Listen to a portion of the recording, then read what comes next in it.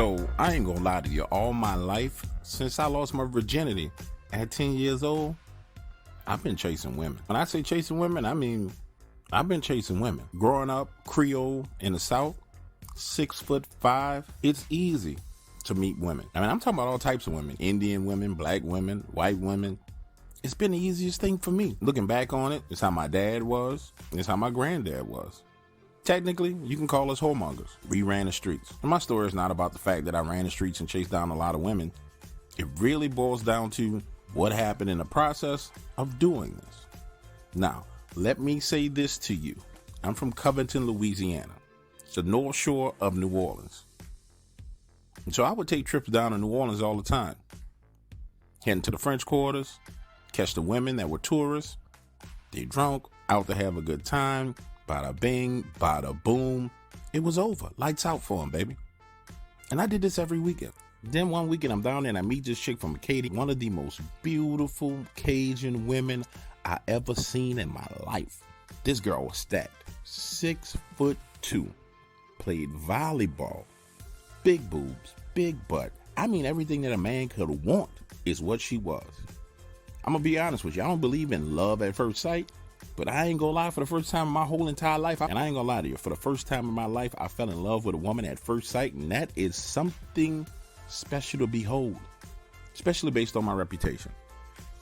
Nonetheless, I see her down in the French Quarters, and what I liked about her was all of her friends were pissy drunk. I'm talking about drunk and confused, and she was just so calm, elegant, smooth. You can tell that she wasn't drinking, and she was looking out for everybody. She seemed way more mature than everybody else. So when I see that group of women, I shoot straight to her. How you doing today? I introduce myself, hit her with a few compliments, tell her, listen, I know that you're down here with your friends and you got to be responsible and look out for them. But when you get a moment, I'm going to need you to look out for yourself. Me and you, we should sit down, have lunch, have dinner, have breakfast, whatever it takes. I want to get to know you. She gives this big, beautiful smile.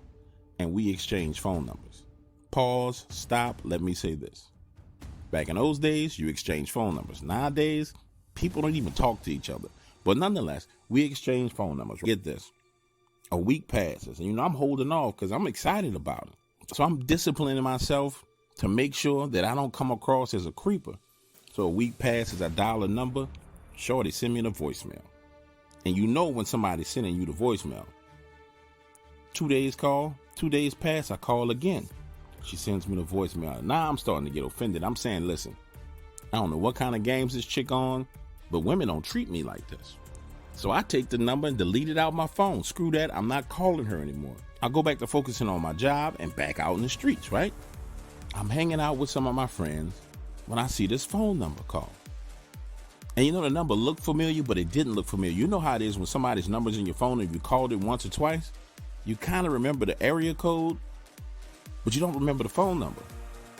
So the number calls once. I send a number to voicemail. The number calls again. I step to the side, answer, and it's her. And she says, let me start off by apologizing to you. I know you were trying to reach me, but I was dealing with a situation where my mom and dad, we were having problems around our property, and I just wanted to get back in contact with you. Now, mind you, time has passed, and I'm caught aback because I've gotten a whole bunch of phone numbers since I tried to reach out to this woman. And I don't know who I'm talking to. So now I got to kind of finesse the situation. I'm like, yeah, I understand, sweetheart, and I don't want to come across the wrong way. Your number's not saved in my phone, and so I don't have your name in my phone anymore. And that's when she goes on to say, this is Diane. We met on Bourbon Street. My friends were drunk, and we talked. And right then and there in that moment, I got excited because I knew exactly who I was talking to. She says, listen, I'll be back in the area in a couple of days. I want to sit down and have a bite to eat. Can we meet up? And I'm like, absolutely. We can meet up, hang out, go to dinner, what you want to do. So now imagine the scene. I'm literally in a crowded area, off to the side. My boy's over there talking to women where she and I are going to have. And I'm trying to negotiate where she and I are going to have dinner. We settle on cafe omelet. Pause, stop, rewind. Let me say this to you. If you ever go into New Orleans and you want to eat the best blackened catfish sandwich there is, go to Cafe Omelette. When you go through the gates, it's an open courtyard. It's the most romantic, beautiful place there is. Fast forward. She comes in town. I'm excited, man. When I tell you it takes a lot for me to get excited, man, I'm absolutely excited. We hit Cafe Amelie, bottle of wine, catfish sandwiches, romantic evening. Everything is cool.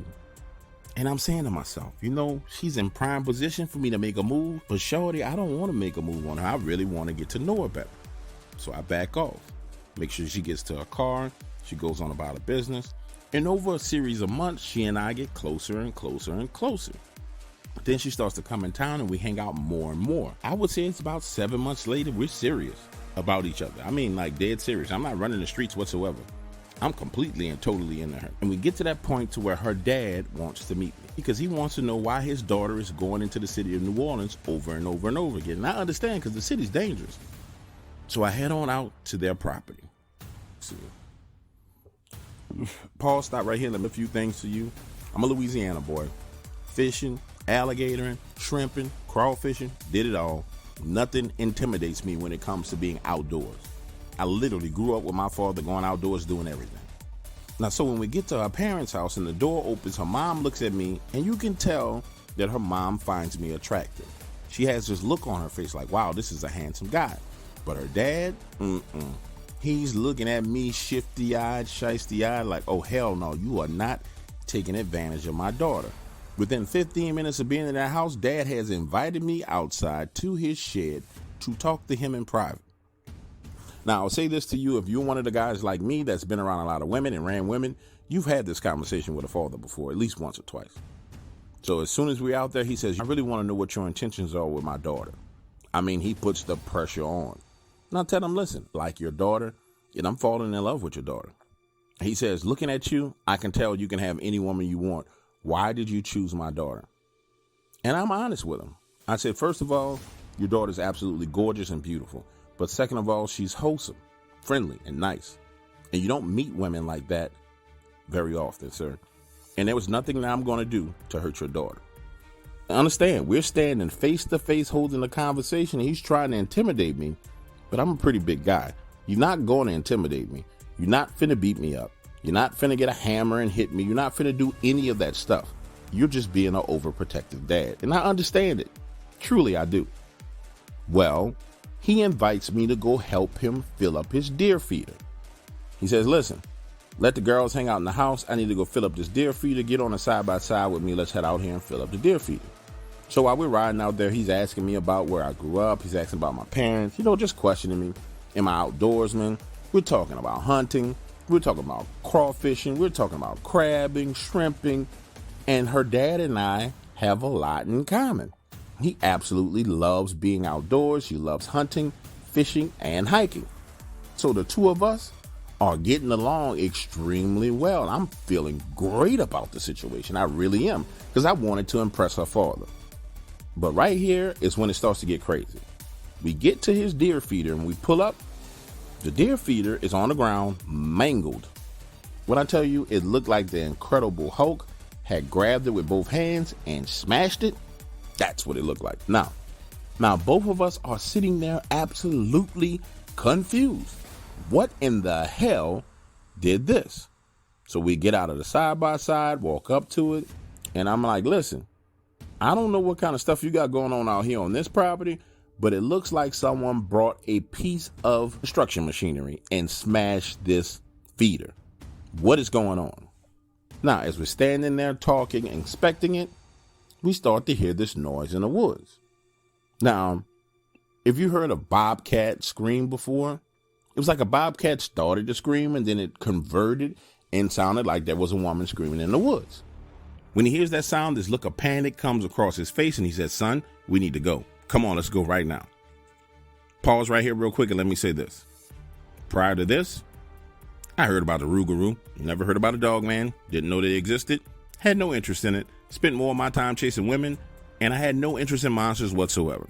When we get back in that side-by-side, the trees start to shake. And I'm not talking about the trees closest to us. The trees further away from us start to shake. And they start shaking coming in our direction. And to make you understand, you know how when you're a kid and you're walking through high weeds and you run your fingers along the top of the weeds, how the tips of the weeds bend? And as your fingers cross over them, it pops and straightens back up.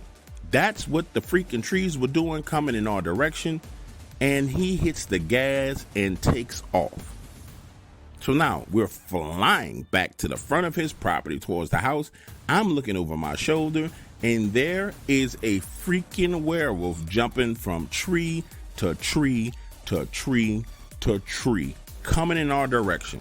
He is not looking back whatsoever, and I'm saying to him, do you not see this thing coming after us? Now I'm panicking. He's driving as fast as he can. Listen, I cannot explain this to you. It makes no sense to me, but it was almost as if we crossed over some invisible barrier and it just stopped, because it jumps down out of the tree and just stands there and looks at us drive away. When we get to the house and go inside, he is damn near having a heart attack. I'm talking about this man is breathing hard. You can tell he's having chest palpitations. His wife is now trying to comfort him. His daughter is looking at me saying, are you guys all right? What's going on? And I tell her, I say, listen, babe, I don't know what kind of stuff y'all got going on this property, but after what I just saw, I don't think I'm going to be coming back over here. Her dad finally catches his breath, calls me outside and says, no. My daughter really likes you. That thing that you saw, that's a Dogman.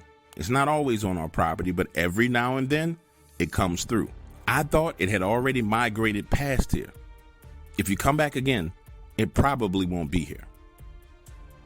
When I tell you that I leave that property and decided I was never coming back, I never went back. And to be clear with you, she and I are now married. This is my wife. We don't go to her parents' house. There's nothing you can do to get me to go back in that area.